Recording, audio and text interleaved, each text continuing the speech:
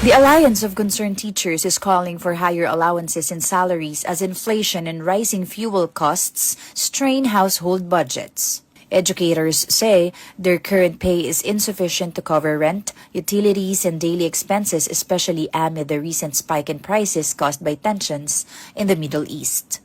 Among them is Wilhelmina, a grade 4 teacher at Acacia Elementary School in Malabon.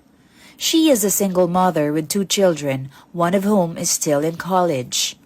She said that after mandatory deductions in loan payments, she only takes home around 8,000 pesos per cutoff.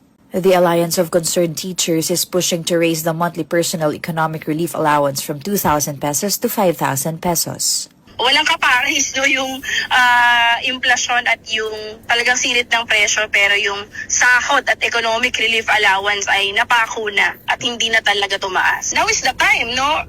Yung crisis talagang ramdam, hindi lang ng mga guro kundi ng ordinaryong mga mamamayan na kailangan din ng suporta. They also want entry-level teacher salaries raised from 31,000 pesos to at least 50,000 pesos. Kung tutuusin talagang kakalahatiin na kung nangungupahan ng bahay at yung mga utilities, no, parang sumahod ka lang para makapasok ulit kinabukasan, no. Hindi naman luho, no, ang manawagan para sa disente at nakabubuhay na sahod.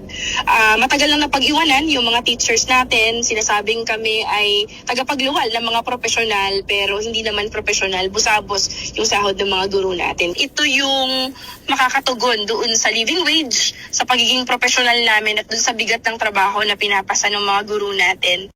The Department of Education said it will study the proposal but noted that implementing higher salaries is difficult at this time.